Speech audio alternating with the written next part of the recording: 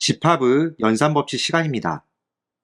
지난 시간 합집합, 교집합, 여집합, 차집합의 집합의 연산에 대해 공부했었습니다. 집합도 방법은 조금 다르지만 수나 식처럼 연산이 가능했었죠. 수나 식의 덧셈은 교환법칙과 결합법칙이 성립하고 곱셈은 교환법칙, 결합법칙, 분배법칙이 성립합니다. 집합에도 교환법칙, 결합법칙, 분배법칙의 연산법칙이 성립합니다. 교환법칙은 순서를 바꿔서 연산을 해도 결과가 같다는 것입니다. A 합집합 B와 B 합집합 A는 결과가 같습니다. A 교집합 B와 B 교집합 A는 결과가 같습니다. 합집합과 교집합에 대해서 집합의 순서를 바꾸어도 결과가 같으므로 교환법칙이 성립합니다. 결합법칙은 세 집합의 동일한 연산에 대하여 연산의 순서가 달라도 결과가 같다는 것입니다. A 합집합 B에 C를 합집합한 것과 B 합집합 C에 A를 합집합한 것은 결과가 같습니다. 이것은 괄호를 사용하지 않고 A 합집합 B 합집합 C로 나타낼 수 있습니다. A 교집합 B에 C를 교집합한 것과 B 교집합 C에 A를 교집합한 것은 결과가 같습니다. 이것은 괄호를 사용하지 않고 A 교집합 B 교집합 C로 나타낼 수 있습니다. 분배법칙은 괄호 안과 밖이 합집합과 교집합 또는 교집합과 합집합으로 다를 때 다항식의 분배법칙처럼 하나씩 차례대로 적용시켜주면 됩니다. A와 B 교집합 C의 합집합은 하나씩 분배해서 A 합집합 B 교집합 그대로 써주고 A 합집합 C 이렇게 됩니다. A와 B 합집합 C의 교집합은 하나씩 분배해서 A 교집합 B 합집합 그대로 써주고 A 교집합 C 이렇게 됩니다. 합집합과 여집합, 차집합의 원소의 개수를 구하는 방법을 살펴보면 먼저 A 합집합 B의 원소의 개수는 A의 원소의 개수에 B의 원소의 개수를 더한 다음 A 교집합 B의 원소의 개수를 빼주면 됩니다. 여기 A 합집합 B의 벤 다이어그램을 미리 그려보았는데 나눠진 각 영역에 해당하는 원소의 개수를 A, B, C라고 하면 A 합집합 B의 원소의 개수는 A 플러스 B 플러스 C개가 됩니다. 집합 A의 원소의 개수는 A 플러스 B개, 집합 B의 원소의 개수는 B 플러스 C개가 됩니다.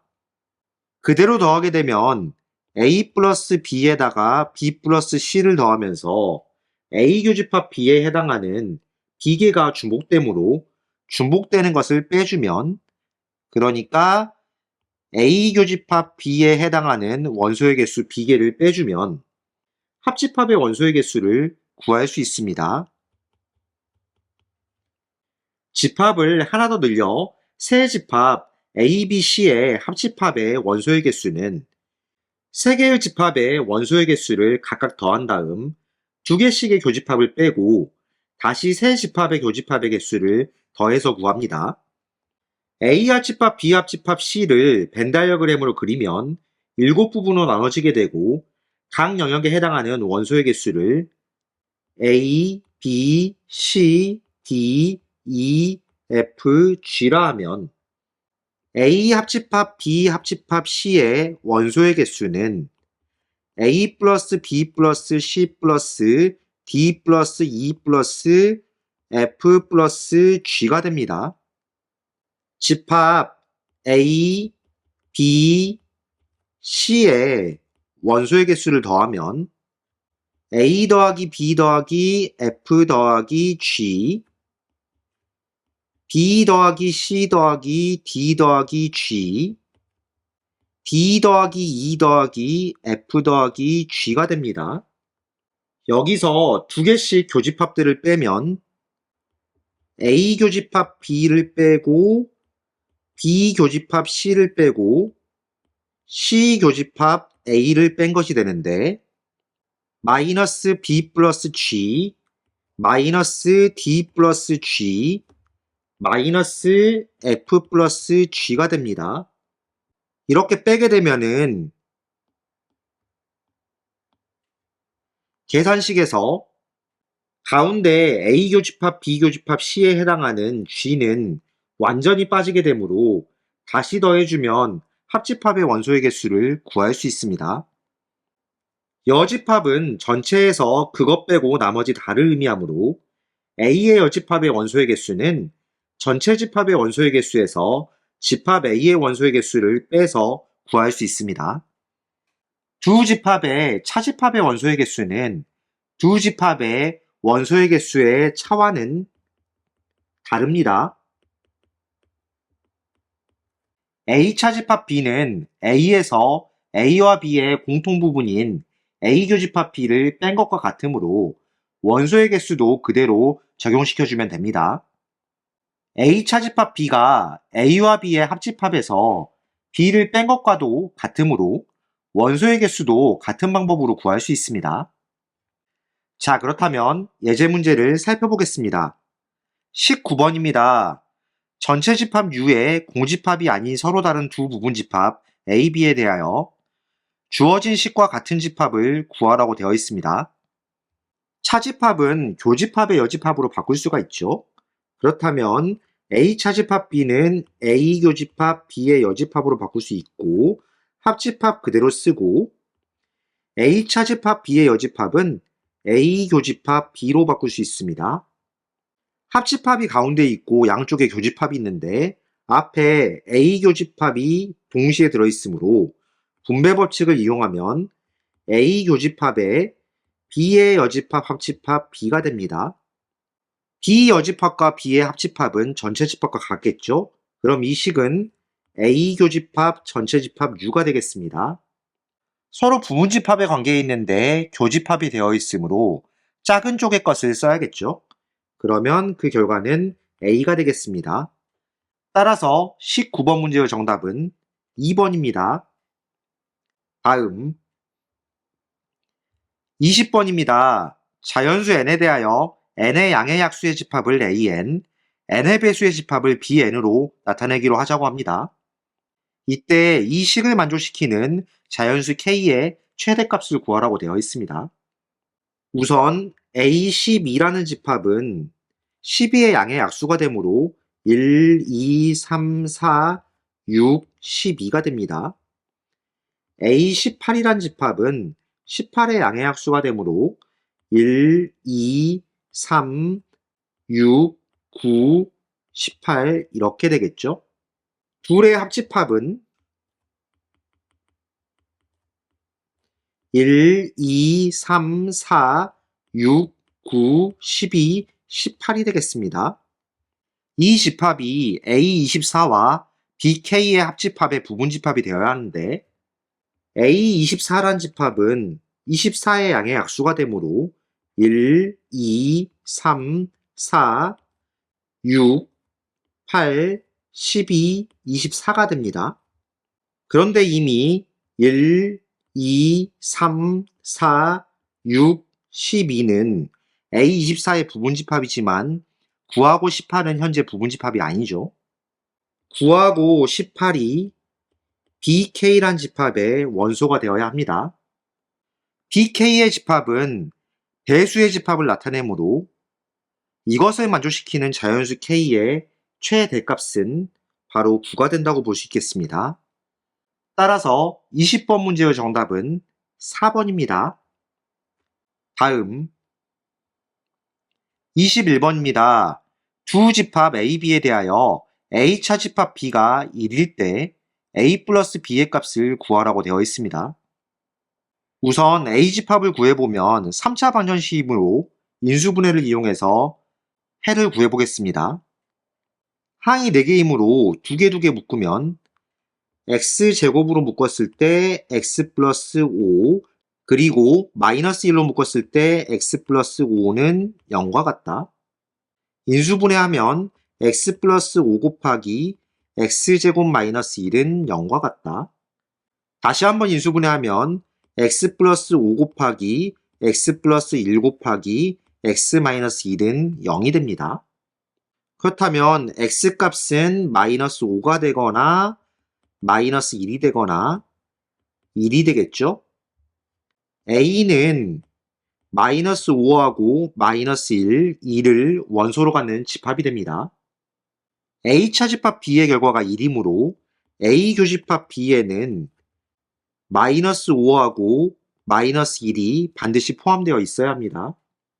그런데 B라는 집합이 2차식이므로 마이너스 5하고 마이너스 1이 해라고 봤을 때 두근의 합 마이너스 6은 마이너스 A와 같고 두근의 곱 5는 B와 같다고 할 수 있겠습니다. 그럼 A 값은 6, B의 값은 5가 된다고 볼 수 있겠죠? 문제에서는 A 더하기 B의 값을 구하라고 했으므로 21번 문제의 정답은 11입니다. 다음 22번입니다. 전체 집합 U의 두 부분 집합 A, B에 대하여 A 집합이 주어져 있고 주어진 식을 만족시키는 집합 B의 개수를 구하라고 되어 있습니다. 주어진 식을 우선 간단히 해볼까요? A 합집합 B 교집합이 있고 여집합은 드모르간의 법칙을 이용하여 A 교집합 B의 여집합으로 바꿀 수 있습니다. 이 집합은 A 합집합 B에서 A 교집합 B를 차집합한 것과 같다고 볼 수 있겠죠? 그럼 이 식은 A 차집합 B 합집합 B 차집합 A로도 바꿀 수 있습니다. 이러한 집합을 대칭 차집합이라고 부르기도 합니다. B 교집합 A의 여집합은 B 차집합 A라고도 할 수 있는데 좌변에 A 차집합 B 합집합 B 차집합 A하고 우변에 B 차집합 A가 같다고 볼 수 있으므로 A 차집합 B는 B 차집합 A의 부분집합이라고 할 수 있겠습니다. 그런데 원래 A 차집합 B하고 B 차집합 A는 선호소가 되어야 하죠. 둘의 부분집합의 관계를 만족시키려면 A 차집합 B가 공집합이 되어야 합니다. 즉 A라는 집합이 B의 부분집합이라고 생각할 수 있겠습니다. 집합 B의 개수를 구해본다면 전체 집합 U의 원소의 개수가 5개이므로 2의 5제곱에서 A에 해당하는 원소 2개를 반드시 가지고 있어야 하므로 지수에서 2를 빼주면은 2의 세제곱이 되겠죠? 그럼 그 결과는 8이 됩니다. 따라서 22번 문제의 정답은 3번입니다. 다음 23번입니다. 다음 벤 다이어그램이 보기의 조건을 만족할 때 색칠한 부분의 원소의 개수를 구하라고 되어 있습니다. A 교집합 B의 원소의 개수가 6개이므로 A의 원소의 개수는 합해서 30개니까 24개, 그리고 B의 원소의 개수는 합해서 18개가 되므로 12개가 되어야 합니다. 구하는 부분은 B 차집합 A의 원소의 개수를 의미하는데 벤 다이어그램 그대로 체크하면은 12개가 된다고 볼 수 있겠죠. 벤 다이어그램이 없다고 하더라도 이 식은 NB에서 NA 교집합 B를 빼서 구하면 되므로 18-6은 12와 같다. 이렇게 구할 수도 있겠습니다. 따라서 23번 문제의 정답은 2번입니다. 다음 24번입니다. 어느 동네 주민 100명을 대상으로 강아지와 고양이를 키우는 주민수를 조사하였더니 각각 81명, 67명이었다고 합니다.